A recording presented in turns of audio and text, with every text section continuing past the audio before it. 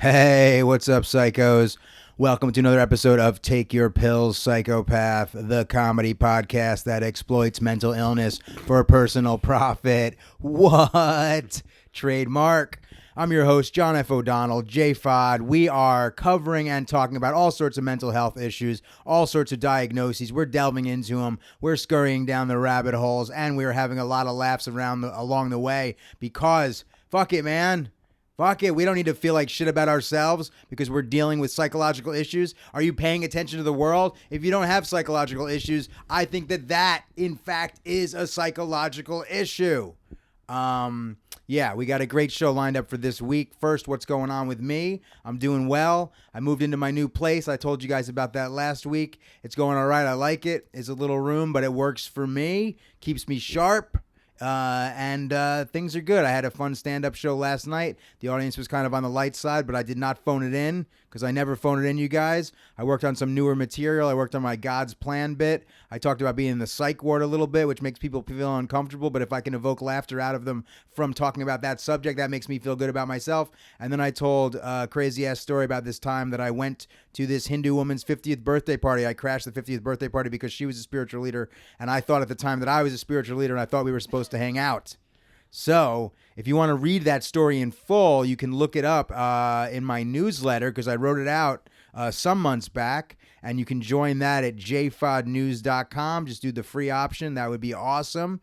And also, I've been doing a second bonus episode, an exclusive bonus episode every week where I scour the internet to find interesting pieces and articles about psychology, and I organize them and I read them and I give commentary about that. And you can do that by joining my Patreon at patreon.com/jfod, J-F-O-D, and that would really help me and the show out. So please do that if you can afford to do it.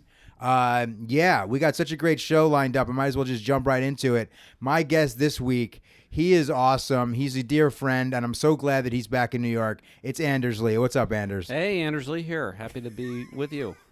So happy to be Anders Lee here. Yeah, man. It's so good to see you, man. It's so good to reconnect with you. Yeah. How are you? How long have you been back in New York now from D.C.? What has it been, 2-3 months, something like that? Late April I got back.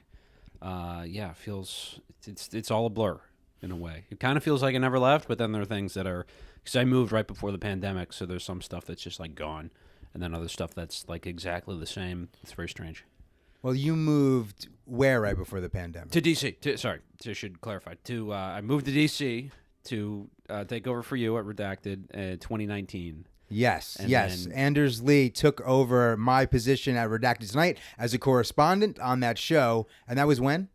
That was September 2019. Wow, and that's when I moved back to the city. Right, we swapped. We swapped positions.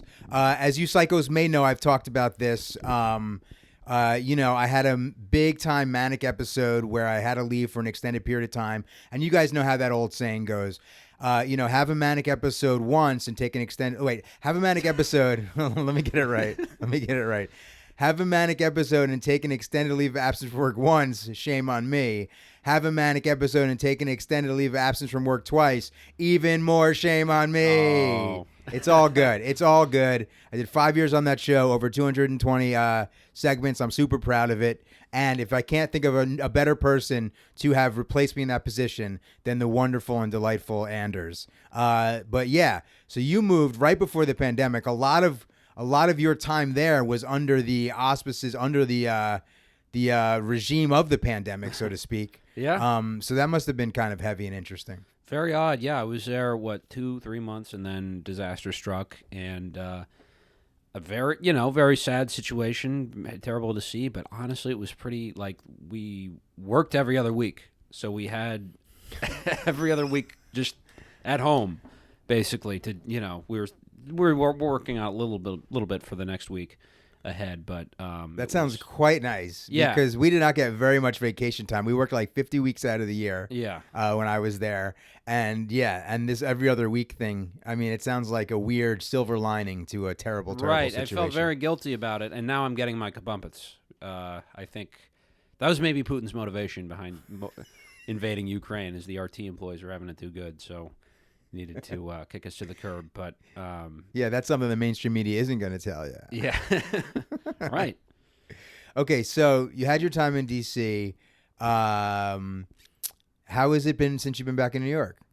It's been kind of surreal. I mean, it's in a way it feels like I never left. I still run into people all the time. And I've been an organizer for an assembly campaign for the past couple months, and that just ended. So now I'm kind of figuring out what the next moves are. It's so strange because, like I just said, we had every other week at home, and before I moved to DC, I was never really a homebody. I was out like every night. And in DC with the pandemic, I got used to just being at home, which is for me is like something I haven't really done consistently since I was a teenager. And then coming back here, it's like I can't do that anymore. It's just something about New York City is you can't. I go stir crazy if I'm like inside for too long. That I had COVID for the past week, and I started like actually losing it. Like the last few days, it's like I needed to get out. Yeah, because you feel like, and you know that so much is going on, right. And you want to be a part of it in some capacity in your own lane, whatever subculture you're part of. You want to be involved, Yeah. And I think this just points to the fact that it sucks to live in DC. It kind of sucks to live in DC. I find that it's fun to go visit. I went and visited a few weeks ago and had a blast seeing people doing shows. But I feel like when you live there, you just know no matter where you are, there's some folks who are going to be there around you in some capacity that are actively destroying the fucking world. Yeah, that's part of it. One of them was adjacent to my birthday last year. I had a park birthday, and there was a deep state asset who's quite infamous on Twitter, who had her birthday like a few yards adjacent. You can't go anywhere without like running into freaking Matt Iglesias or Jennifer Rubin at Trader Joe's and like all these just terrible people, which there are in New York, but there's so many. But there's a million good people too, right? It's everybody. Yeah. Whereas DC, I do in a way kind of love DC because there's I got really into this, like the history of the city and just various points. Like the 80s was a really fascinating time in DC with like the Marion Barry years and Iran-Contra and the punk scene and all that. So there's like a really rich history there. A lot of that has unfortunately been kind of beaten out of the city, and it's been like heavily gentrified and corporatized. But there is still something there, and that that's worth finding out about. Yeah, totally. I just find that it's difficult to separate from a vaporous vibration of energy vibration. That's a nice alliteration. there. Thanks, man. So generally speaking, would you say that you're happy to be back in the city? Yeah. Yes. Yeah. I'm good to be here. Glad. Nice. I'm good to be here. Yes, you are good to be here, dude. That's great. So you know what? If you don't mind, can we jump right into it? Mm-hmm. Can you? So Anders was given a diagnosis of autism spectrum at a very young age. Can you talk about your autism diagnosis however you want to? Sure. Yeah.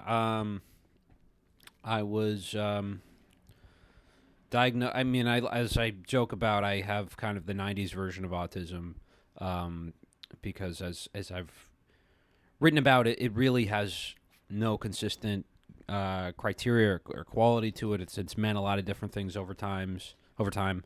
And when I was a kid, it was primarily used as kind of like a developmental issue. There was high functioning autism, which I actually didn't have, but it was seen generally as like a spectrum for kids who had developmental issues. So I got a bunch of weird jargony diagnoses, which if I had been, maybe born 10 years earlier in the 80s, I probably would have just been like, oh, he's kind of stupid, and would have gotten along eventually. I don't know, but diagnosed as mildly stupid. Yeah, I mean that's for most of history. That's I think that's a lot of people have been seen that way, and some of them struggle, but some of them get along okay. I was just slow as a kid, basically. A lot of things were more difficult for me, learning to read and write and do math, and I had very poor fine motor skills, and a lot of things just took me longer to learn.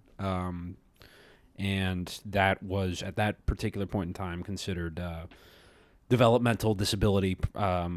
When my diagnosis was pervasive developmental disorder, not otherwise specified. So, The not otherwise specified attached to a diagnosis Yeah. is so weird. yeah, You know? it's a lot of vague stuff. Another one was nonverbal learning disability, sensory integration disorder. A lot of these just really odd sounding, sort of wonky labels that are just kind of were thrown at me and my family. We didn't really know what to make of them. But for most of my life, that's kind of been in the background, I guess. Until the past few years when I was ready to really talk about it openly. But those things were considered at the time part of the autistic spectrum. Today, PDD-NOS was the diagnosis. That's no longer used. Today it would be just autistic spectrum disorder, which was combined with Asperger's in 2013. So, yeah, I mean, it's hard to say like where my issues end and the diagnosis begins, or like it's very strange to and a lot of people who have struggled with this stuff way more than I have, but I always found it to be just something I was pretty embarrassed about to have been diagnosed with this stuff, just for having pretty normal issues. I mean, there was unusual. There were things I did that as a kid that were unusual, right? Like hand flapping, or like playing on a red ball, or I played on a big red yoga ball every night when I was a kid. And if you look at that objectively, there's nothing wrong with that. That's not a disorder, I don't think. But that's unusual, right? So that gets kind of lumped in with, oh, he's also kind of stupid and has these other problems, so this is autism. This has got to be autism. And I've always found a lack of clarity for what autism really is. And I still, to this day, have not gotten like a solid answer. Like what makes some people autistic and others not? There's just no really solid criteria, because as I said, it's always changing. So I, something in the sort of motivation to talk about this and to write about it is because I think people really need to take a step back and think about what we mean when we say autism, because ultimately I don't think it's a useful category. I don't think it is something I really benefit from, to sort of label myself as. It's a part of my background, but yeah, I guess that's my main argument with this, is that why don't we take a step back and think about what autism really means, and what we really get out of using it and labeling people as autistic. Yeah, I mean, first of all, it seems like it's such a massive umbrella term for people that have widely different situations going on and experiences. And also, it's interesting to me that it seems like it's the type of label that has the effect of really stigmatizing someone and making someone potentially feel really bad about themselves or embarrassed about themselves. Yeah. It's interesting. It's like I've talked to people who have a different diagnosis, like a diagnosis like a bipolar diagnosis, mm-hmm. and some of them will be happy that they got the diagnosis, right, because they'll finally be like, oh, now I know what's going on with me. Now I can address it and hopefully get some relief for this thing. But that's not necessarily the case with every diagnosis and with every person. Like when I got a diagnosis, that's not how I felt at all. I was really upset by it. Can I ask how old were you when you got? I was 19. Okay. Yeah. And it seems like, kids these days are more easily rolling with diagnoses and stuff like that. There seems to be a lack of somewhat less stigma attached to a lot of things. But when I got the diagnosis, at least from my personal experience, that's not how I felt at all. But you feel like that label has been something that has been a source of shame for you for many years? Yeah. It's something I wouldn't talk about with anybody till I was about 25, 26. I really just tried not to think about it.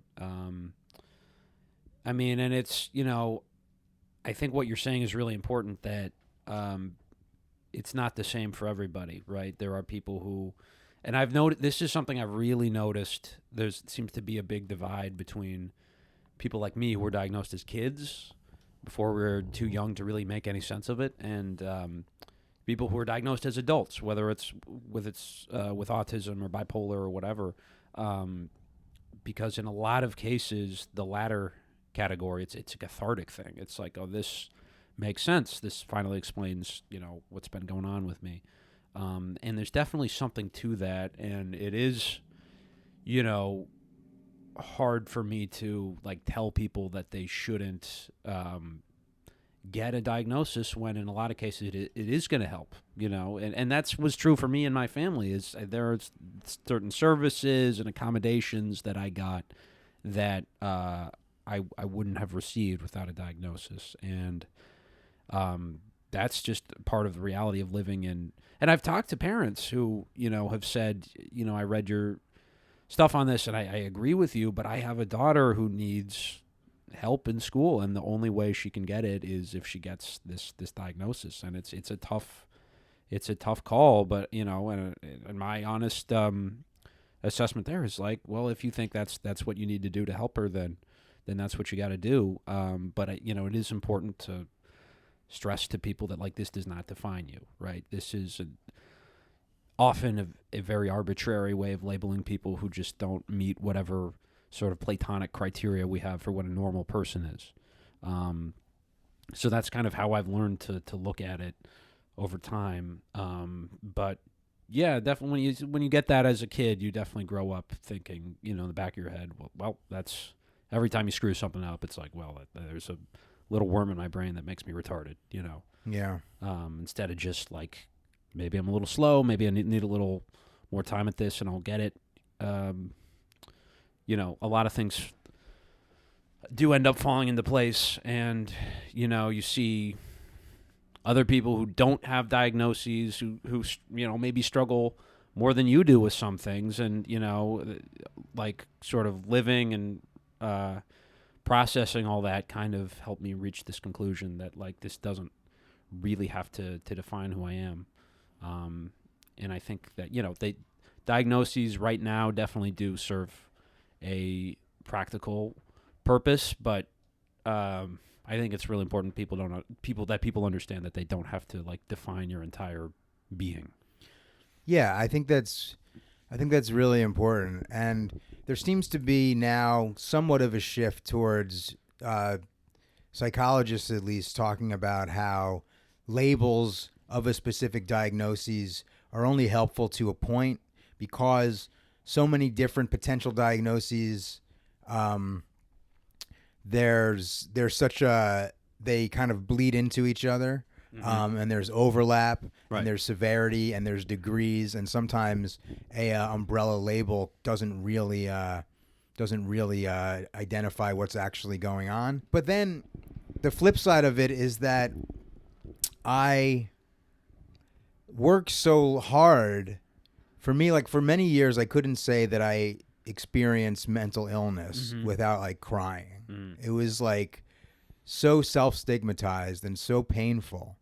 And then to be able to figure out how to claim that and own it and not feel shitty about myself with that terminology, something that I'm proud of, and something that it's I'm someone who deals with intermittent mental illness, but it doesn't mean that I can't thrive in this life. It doesn't mean that I'm a lesser person. It doesn't mean that I can't be proud of myself. It doesn't mean that I'm broken or anything like that. Yeah. And in fact, I think it informs my life in some really positive ways and some really creative ways and things like that.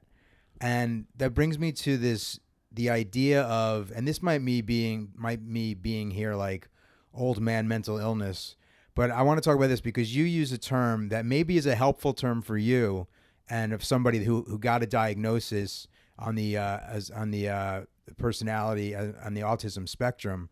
But the term neurodiversity, I don't know why it bothers me, but it kind of does. It feels to me like a softening of language, but but language is important. Labels do affect people, so maybe I need to turn a corner on it. But what are your thoughts on the term neurodiversity when it relates to, and maybe it relates more to like people on the quote unquote spectrum than it does as a term for somebody that has bipolar disorder. Yeah, I mean, it's definitely a thorny issue. The way I try to use it is as like sort of a lens into just all people and accepting that people are just going to have different ways of receiving information or different ways of cognitive functioning, and that there's no normal, if that makes sense. One thing I try to avoid is that, like, I don't myself identify as a neurodivergent or neurodiverse personally, because I don't think that it's really works as an individual. I mean, that's just my opinion, that it doesn't work as an individual label, right? Because then you have to define, well, what is a neurotypical person? And there's very few of them. You know, if you look at all the criteria for what makes somebody neurotypical, that's like 5 people, you know? But to what you're saying, like, I don't know. I don't think it's hard to. I think bipolar and autism are two different beasts. I mean, the way, you know, and I don't have. I haven't been diagnosed with bipolar disorder. You know, so I don't understand it on that level. But it seems like, unlike autism, there are some like pretty clear core characteristics that make a person bipolar, whereas autism, it's a lot harder to narrow down, and historically has never really been a specific thing. I mean, how do you feel about that? Like, because that resonates. That makes sense. I mean, there are characteristics, even though it's like, I think that bipolar disorder can be pretty idiosyncratic, and it can take on, you know, subjective, personalized forms. I think that broadly speaking, there are criteria that are met for it, for sure. Especially with like how to define a manic episode. Right. There are definitely overlaps there. The particulars are unique, but the broad strokes can be seen as like the same symptoms and stuff like that. Same with the depressive aspect of it, which is, you know, which overlaps with unipolar depression and things like that. So I guess it's like, I don't want to replace the term mental illness with neurodivergent. I feel like it's like it goes to like the George Carlin bit of like the changing and like softening of words and things like that. Right. And that's just my take on it. But maybe neurodivergent isn't meant to replace mental illness. Maybe it's meant to be used for people that process information differently. Yeah, well, I think it's just kind of I mean, and I use it in a different way from a lot of people. I view neurodiversity as a framework that includes everybody. You know, and there are other people who use it in a different way. They say, oh, well, I'm a neurodivergent, you're a neurotypical, that person, well, they walk kind of funny, they're a neurodivergent too. Like that way of looking at it, I don't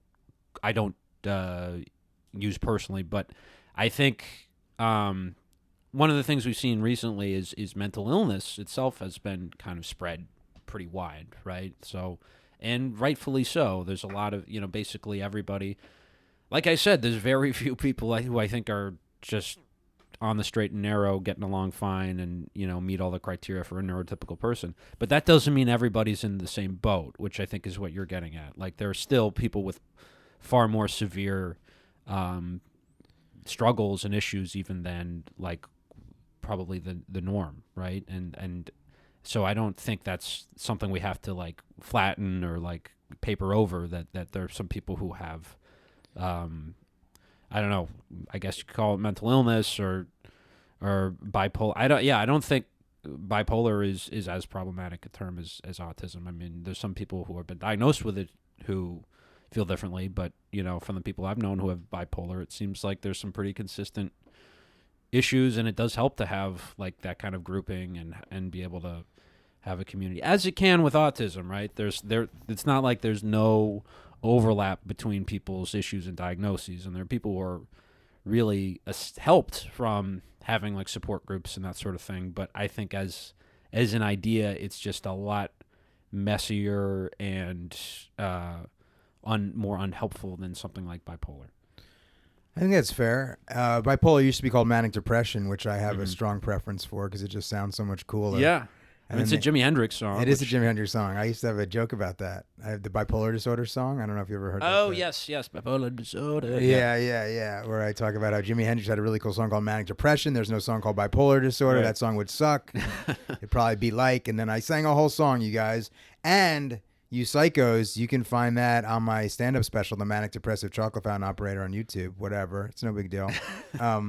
But yeah.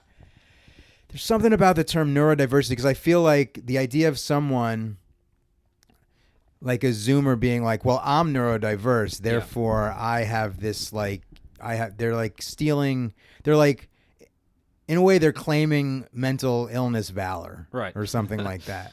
Well, yeah, and they're sort of reifying the category, right? And that's something that I run into trouble with other people who have been diagnosed with autism is they're like doubling down on and, sort of reifying, to use a douchebag academic term, but like reinforcing basically what is a socially constructed thing that ultimately I think we would be better off without. I think we should move away from and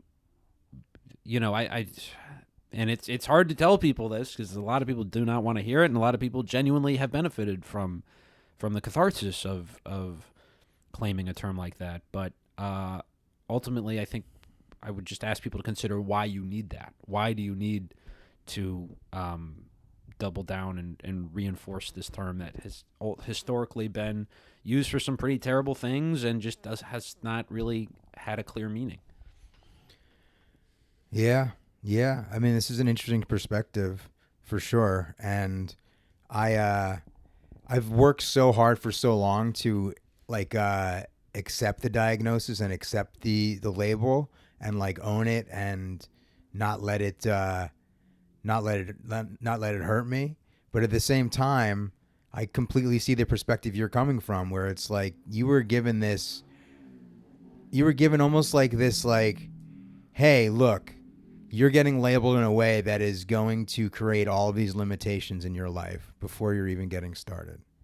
And that does not seem helpful at all. No, I mean, in a perfect world, no, we would have a different way to go about it. But I don't fault, my parents or anybody in my life for doing what they did and getting that diagnosis and getting the associated accommodations. Like there's just not a lot of good options for kids, and I think the best people can do as parents is well it's the best you can do with the information you have at the time, which there wasn't, it's not like my parents were passed like a book on the history of eugenics and were given a full explanation as to what this stuff really meant, because doctors kind of make this stuff up as they go along, and I feel like most people don't appreciate that. I didn't appreciate that until pretty recently.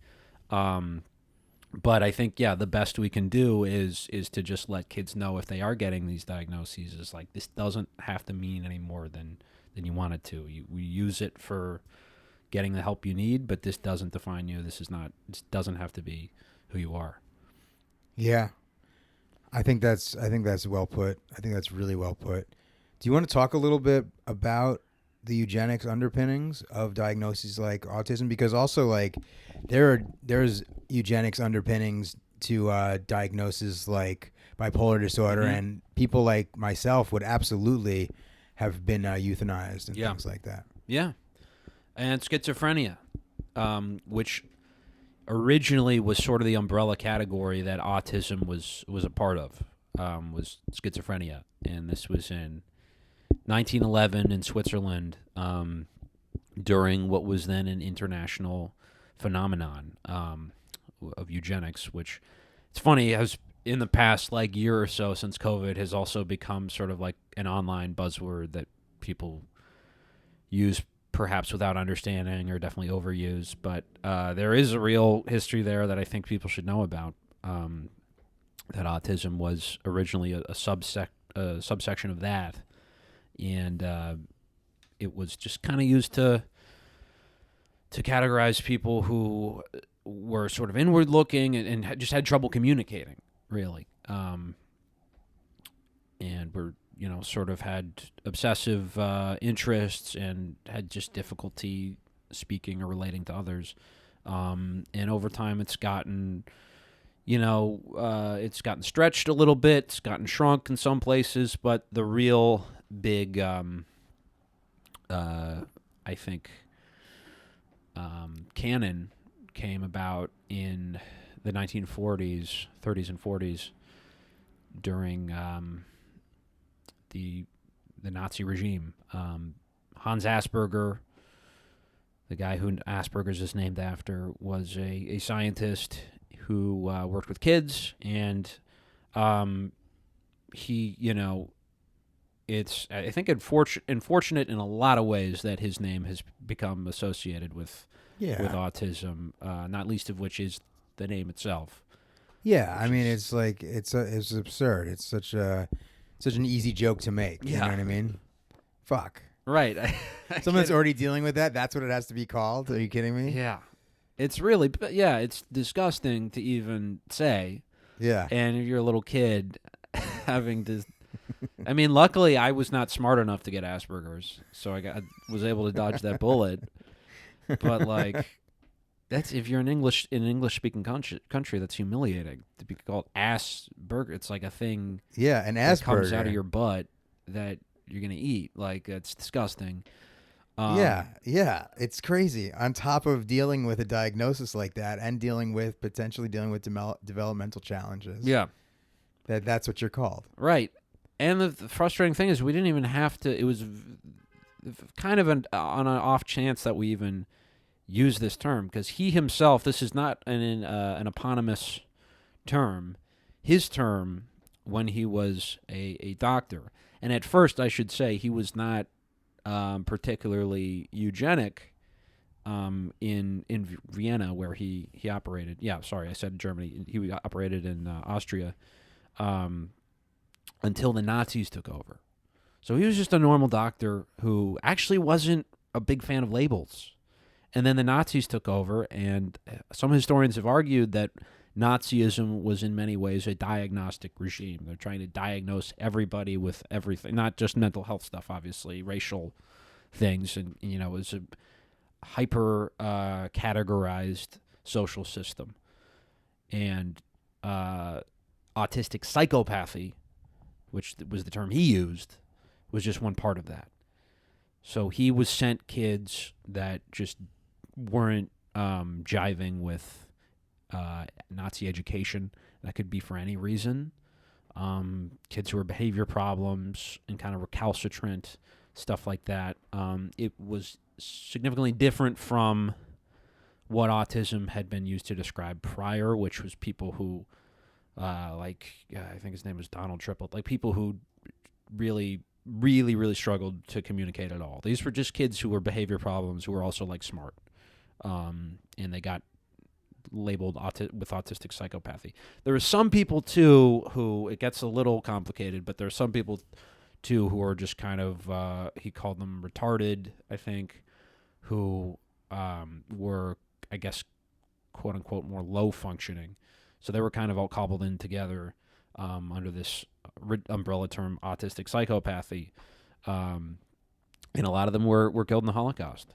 That's a really shameful part of that history that we haven't talked about for a long time, and certainly wasn't brought up when they decided to make Asperger's a diagnosis, which wasn't until after he had died in the 1980s, because they felt like the medical community felt like they really needed a way to distinguish high functioning and low functioning people who were, and again, I don't know why they felt they needed to connect them at all, because the issues I had as a kid, me as a person now, I just don't have the same issues as somebody who can't talk or can't provide for themselves. It's kind of unfair to both of us, well, least of all that kid who can never function on his own or her own, to cobble us together in the same category, right? It's just not going to help you understand either of us very well.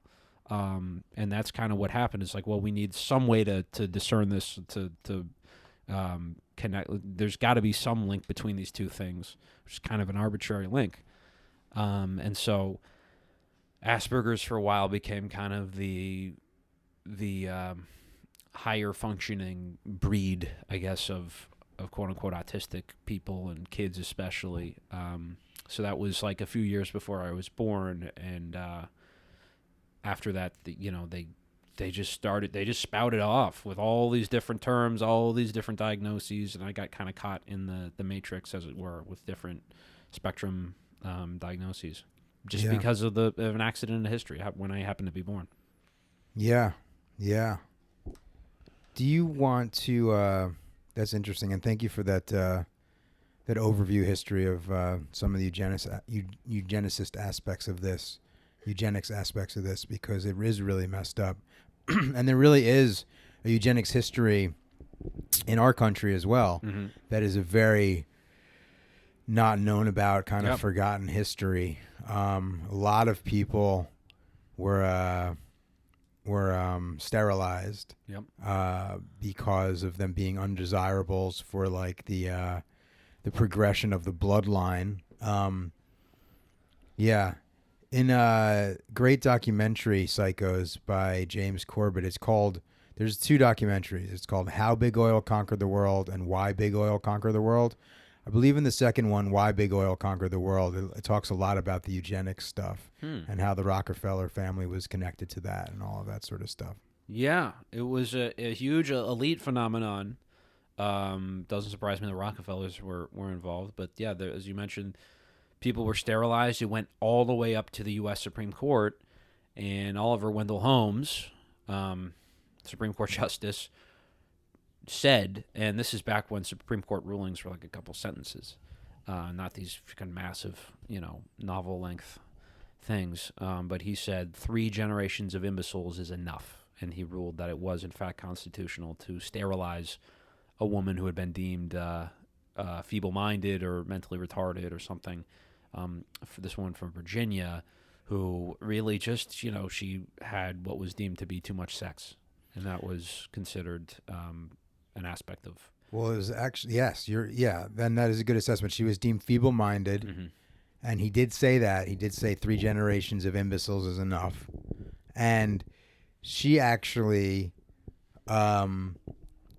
she was like loaned out as like to do like to as a maid to family friends, and the son raped her and she got pregnant and stuff like that. Right. Yeah, that's an important part of it. Yeah, and then she was deemed, and then instead of dealing with that, they brought her to some sort of like asylum where she was actually there with her mother was there. She was reunited with her mother there, and then it was like the court case was decided that she could be sterilized, and also it was a sort of thing where the elites brought that case to the Supreme Court, arguing as like the defendants for her, saying that they couldn't do it in the hopes that they would lose the case, and they did. Some crazy shit like that. Wow. So some really nefarious shit.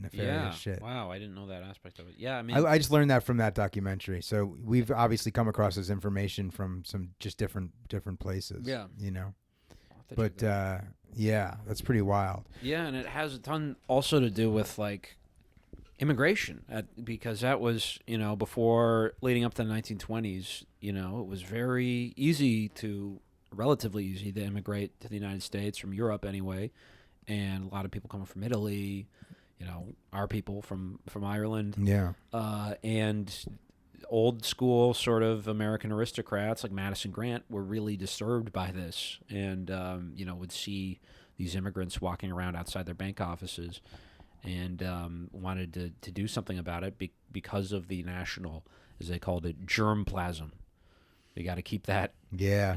intact. And that was, not only a big part of sterilization, but immigration restrictions. And, some of the first toughest immigration restrictions were in the early 1920s because of eugenics. Yeah, it's wild. It's a massive part of our history that's been completely brushed under the rug. It's pretty interesting. Can we talk about the process for you? I know you've touched on it a bit so far, but can we talk about the process of you, what that's been like for you to reject your autism label? Yeah. I mean, it took me a really long time. I just, it was something I didn't like thinking about. And so I would kind of, people would bring up autism. I'd just kind of leave the conversation. And this is into like adulthood. And, occasionally a friend would joke that you might be autistic or something, and that would just like, just shut me down. It was like I would feel, humiliated. Not something I told very many people at all. And then, what happened? I guess it was really my first time I went to the Edinburgh Fringe. I went there just to do an hour of stand-up, and I had a hard time. And I, because I wasn't used to really thinking about, like, well, what sets your comedy apart? What sets you apart? What's going to make people want to come and see your show? And I had to really think about that. And I had a conversation with, I don't know if I should name him, but a comedian who we had lunch, and he was saying sort of the same things to me, like, what you got to figure out, what makes you different. Why would anybody want to see your comedy versus another white guy? And part of me felt like, well, this is something I have in my background that was just kind of be a little sick to exploit. And I never was comfortable, and still am not comfortable, honestly, with people, with comedians who like joke about autism. Not because I'm offended by it, which, that's what people always say when they're actually offended, but I don't, find it offensive when, a lot of people will go on stage. It's just kind of become hack now. People will get up and be like, so I think I have autism. I'm just, really smart and misunderstood and stuff like that. Or occasionally you get somebody who's actually diagnosed, and it's just, I felt kind of cheap. So I knew I didn't want to do that, but I did admit to him, and this is one of the first people I actually told, like, I have this diagnosis. I was, this was something I've had to deal with since I was a kid, at least having the diagnosis. And he told me, like, you don't get to decide what makes you you.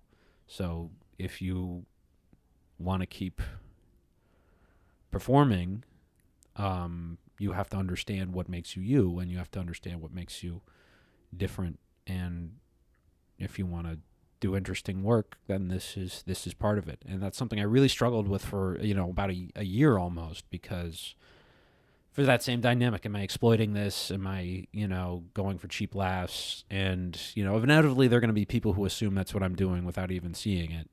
And so it took really going to Edinburgh, just doing straight stand-up for a month, and, falling flat on my head, and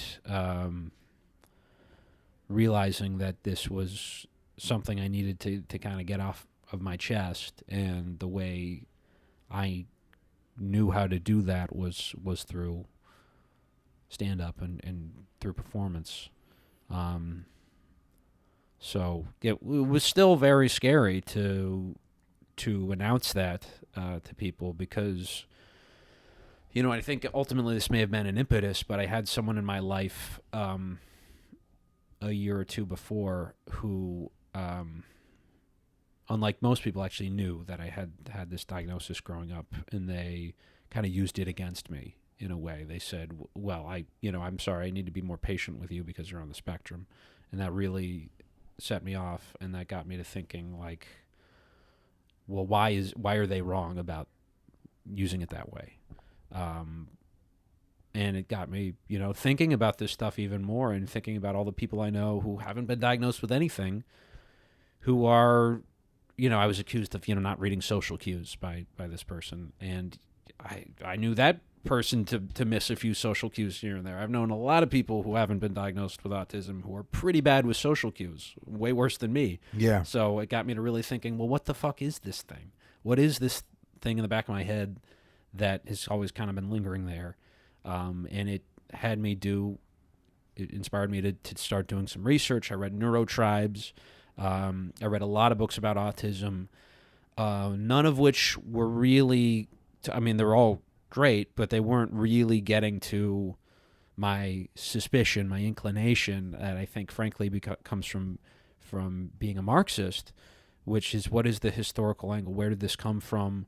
What does it actually mean? Are we, I had a suspicion maybe we're just kind of reifying something that is socially constructed, and that really wasn't confirmed until I was almost on my way back to Edinburgh the second time, and I had a whole show written out that was kind of hinting at this, but I didn't really have the confidence to fully declare it that yes, autism is fake, until I read Asperger's Children by Edith Sheffer, which really not only dove into the history of the eugenic stuff we were just talking about, but also from her perspective, she's a historian who has a son who was diagnosed, I believe, with the same thing I was diagnosed with.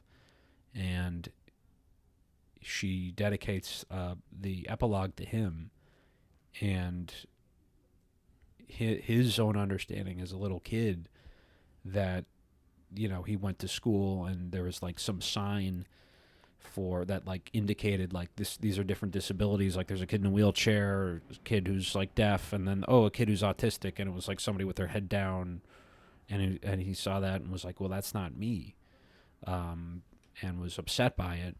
And so she did a little digging into the history of PDD-NOS, the thing we were diagnosed with, and learned that this is ad hoc.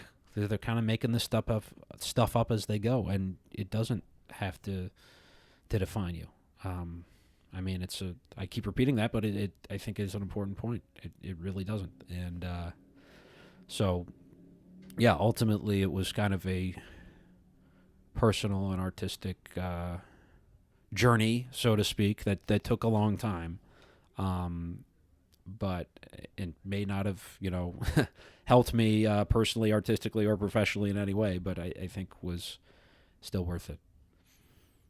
That's cool. Isn't it amazing, the creative outlet aspect to mental health and catharsis? I mean, for me, as somebody that talks a good amount about being bipolar on stage, I feel like, from my perspective, it has like a catharsis, and I think it comes from a really honest place. It doesn't feel exploitative to me, in the way that I do it, at least the way that I feel about it. I hope that it makes other people feel less isolated and less alone about it too. Right. You know what I mean? So I'm sure that, you talking about it in an honest way and talking about it the way that you need to talk about it, I don't think that it's exploitative. I think that you're probably reaching people that you're not even aware that you're reaching. Yeah, that's the hope, and thankfully I'm really grateful in all of this that there have been people who have reached out to me and said, like, I've had that same experience. I didn't really put two and two together until I heard you say this, that you reject your diagnosis. I didn't know you could do that. I didn't know you could do that until recently.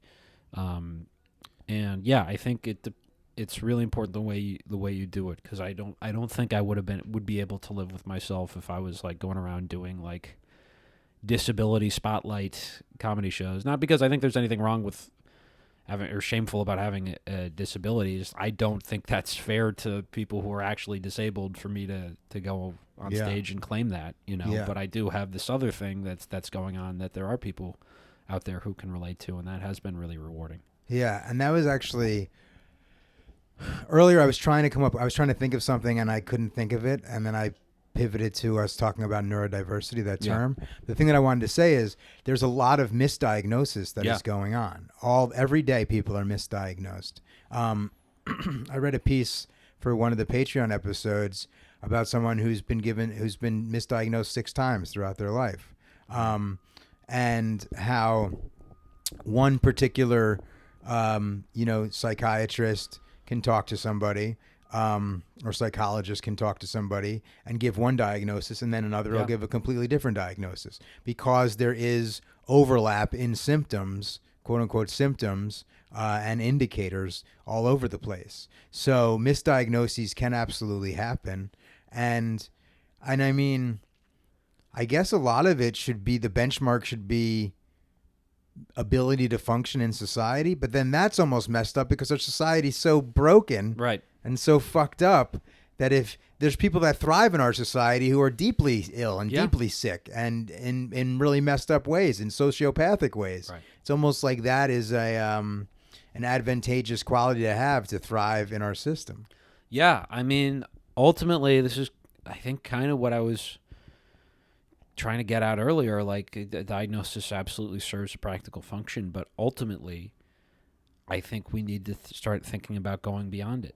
And that doesn't mean not giving people help when they need it, but giving people help based on their individual needs and looking at them as a person instead of deferring to abstract diagnoses that are umbrella categories in many cases, and don't often get to the whole of, just because somebody has one aspect of what autistic people get diagnosed with or whatever doesn't mean they're going to need help. And that's something I went through as a kid. There are a lot of services I got that some were helpful, some had nothing to do with what I was going through.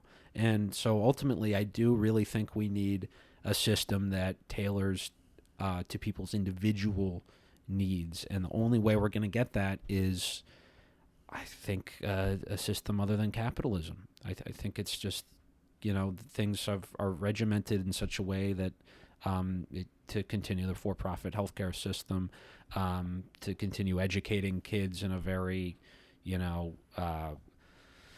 sort of not really dialogical way. Sorry, let me think of a less douchey term to use. It's educating people in a very regimented way that doesn't help you explore your personal creative and capacities and helps you as a person, right? We're training people to be employees. We're getting people, fixed up with meds and treatments so they can go back to being employees, right? We're not thinking about what do people need on an individual level to be fulfilled. And I don't think we're going to get that under capitalism. So that's kind of my pitch for a utopian society is not having diagnoses. I don't think we're there yet, but ultimately I think that's where we need to go, is not needing to defer to some category to deal with individual people. Maybe they'll exist here and there, but I really think that in a lot of cases they get in the way and they don't help people get the assistance and the care that they need. I agree with you that they can get in the way for sure. I think in some instances maybe they're appropriate, Yeah. I think that someone getting a borderline personality disorder diagnosis and then realizing oh, this is why I'm having these extreme emotional responses to people. I'm either idealizing somebody one moment and then I'm demonizing them the next. Mm-hmm. And I know it's going to be tough, but there is, dialectic behavioral therapy, which has helped certain people. Mm. I feel like that's helpful, but I feel like broad diagnoses like autism spectrum, what does it even mean? Right. You know what I mean? And they can really undermine someone's confidence in themselves before they're even getting started. Right. And everybody who gets diagnosed with that, and I will say everybody to be generous and capacious here, everybody who gets diagnosed with that does have a legitimate issue, right? But the way we categorize those issues is I think, lumping them together. And And so, treatments like that, I think there could be a way, and I don't think this can exist under our current system, but there could be a way where doctors are able to sit down with an individual and say, you know what, based on what you're telling me about yourself, I think you would benefit from this, and not like, well, maybe, this chart says you have this, and so we'll give you that, Yeah. But yeah, that's a horizon. Yeah. So I think it's really cool that you've gone through this process because I feel like you could take some real flack for being like, no, I'm rejecting my diagnosis. Mm-hmm. No. And then people are like, oh, you're just in denial. Oh, you don't want to accept this thing because it's an inconvenience or it's embarrassing or something like that. But I mean, the proof is in the pudding. I mean, look at your life. You know what I mean? You're thriving in this life. You're doing pretty well. Oh, yeah. Well, you're doing it. I mean, we're all struggling, but you're not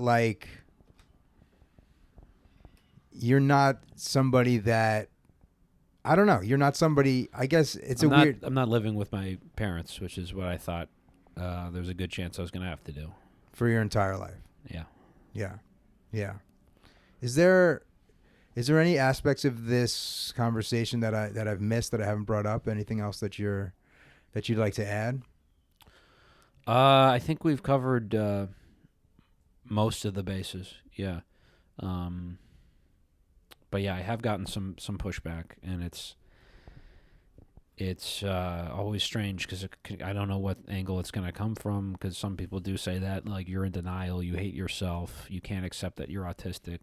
And then other people come at it from the exact opposite angle. It's like, well, yeah, you were misdiagnosed, and therefore you should shut up and get over it, because there's other people with actual autism that you need to respect. And, I just kind of say the same thing to both of those people, which is like, you can tell me I'm autistic. You can tell me I'm not autistic. I don't care. I don't need either of those things, right? I am who I am. This is diagnosis I got. I did have challenges as a kid. I have challenges now. But those challenges are kind of just because I'm kind of dumb, right? I can be kind of an idiot, and that's... But you're smart, too. You're really smart. Oh, thank you. Yeah, I'm dumb smart in a dumb way. I guess I. Your book's smart. Yeah, thank you. I mean, when I finish them. Oh, I'm in the middle of so many books. Dude. Yeah. That's our brains being rewired by these fucking screens, dude. Yeah. Oh, it's a disaster. But anyway, go ahead. I mean, that was basically it. Like, that's the pushback I've gotten, is from those two opposite directions, and I kind of say the same thing to both of them. Is like, you can think what you want. I don't need you to consider me autistic. I don't need you to consider me not autistic. I am who I am, Popeye. I like that. I think that's a good place. I think that's a good place to end there. Can you please let folks know how they can connect with you and where they can find you and projects you're doing? Yes, at Anders Lee here on Twitter. Dursley1 is my Instagram handle, and I recently started a Substack. It's called Anders Lee here, and can be found substack.anderslee.com. And last but not least, I am on a podcast, Pod Damn America, which John has been on. Great podcast. Thank you. Yeah, we put out 2 episodes a week, one for free and one for patrons. So you can find that wherever you get podcasts. Pod Damn America. Awesome. Yeah, psychos, you can join my newsletter at jfodnews.com and support me on Patreon at patreon.com/jfod. And if you guys are listening to this podcast on Apple Podcasts, please, rate it, give it a 5-star rating, and leave a comment. That helps helps feed the algorithm, our algorithm overlords that we must constantly placate. But yeah, Anders, I want to say thank you. It means a lot to me that you came on the show. It means a lot to me that you opened up about this. So thank you, and the psychos are going to really appreciate this one. So thanks very much for coming on. Yeah, thank you for having me. You got it. All right, psychos, this has been another episode of Take Your Pills, Psychopath, the comedy podcast that exploits mental illness for personal profit. What? Trademark. I'm your host, John F. O'Donnell, JFOD, and I've been here with the great Anders Lee. All right, bye, guys.